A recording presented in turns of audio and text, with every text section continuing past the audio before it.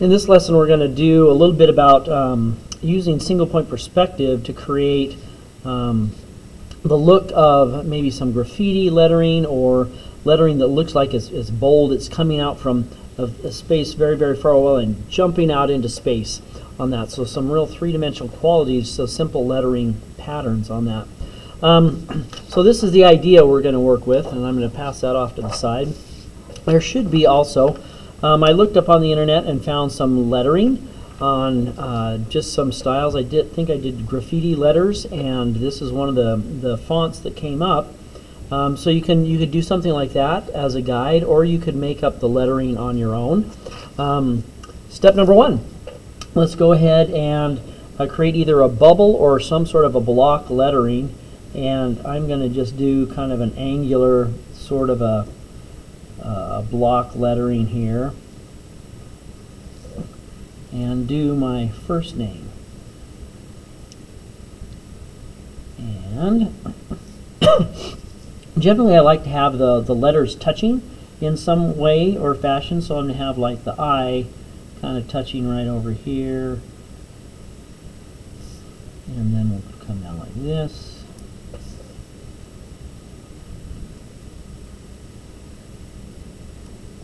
And then for the C, and have it touching right here and come down again right like that.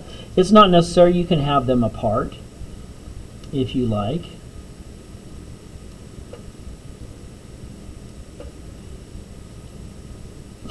And then I think we'll do one more letter here, and that's my H. And so I'm going to have this come down here.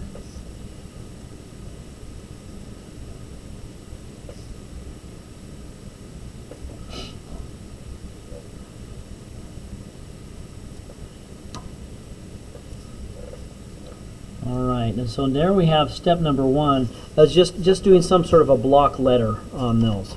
The next part is going to be to establish a vanishing point.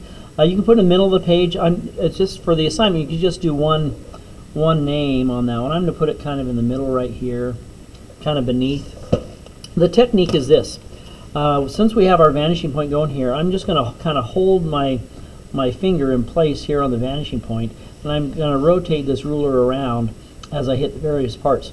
So as I rotate my ruler up and I come to a letter, if there's a corner or a curved edge that is the extreme edge of that, I'm going to take that back to the vanishing point. So I hit the corner right here, and it comes back like that to the vanishing point. The only ones that don't go back is if it crosses the letter. So I'm rotating it up here. That corner on the bottom of the R, once again, is coming back here. That's a good thing. I think I'll do all the bottom parts first, then I'll come back and do the top parts. And so let's rotate here. This example, this corner right here cuts across the R. So I'm not going to draw that one because it's behind the R. I don't really see it. This one down here, however, vanishing point. Right where these two join together, the I and the R. Vanishing point. Like I said, I'm going to do the bottom ones here because that's kind of the main part that you see. And right there, this one right here is kind of the extreme edge is right there, and so none of these ones have an extreme edge on them. Let's go back over here to the point where the C and the H meet, and then the little corner of the H, like that. Let's go up here and get that part, and then I'm going to go over here and get this part. Like I said, I'm going to do all the bottom, and then I'm going to work my way up and do some of those top pieces. And so all of these bottom ones are all going back to the vanishing point, and that's pretty good. But there's other parts up inside here that also go back to the vanishing point for at least a little ways. And so, like for example here with the H, this corner is exposed. It doesn't cut across the letter, at least not initially on that one.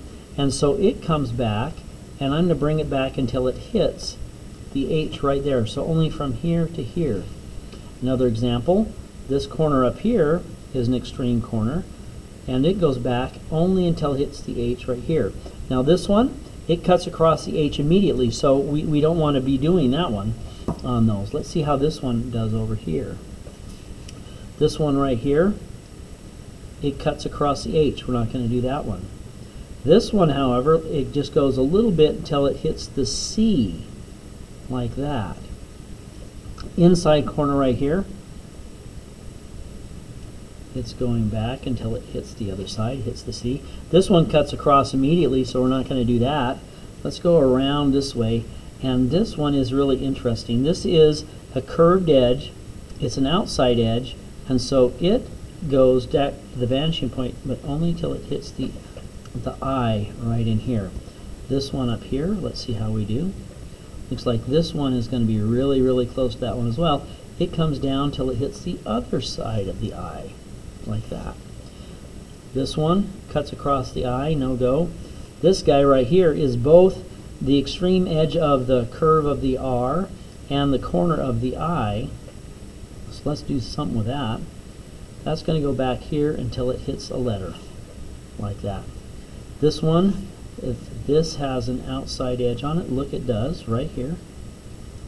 And so it's going to go back just a little bit right here, because that's the outside edge of that curve. And the last one I think I'm going to get is right up here inside the R, and it's going to go right like that, but only until it hits the R. So now we've accounted for all of the upper parts as well. That are going back to the vanishing point. They only go back as far as the letters go, because they're the upper part. Now, you can come back in and you can color in the letters and get them a nice look. You could color in some of these lines coming out this way. Sometimes people will do things with value to make them look a little bit better.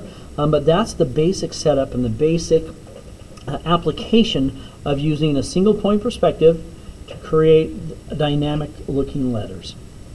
That's it.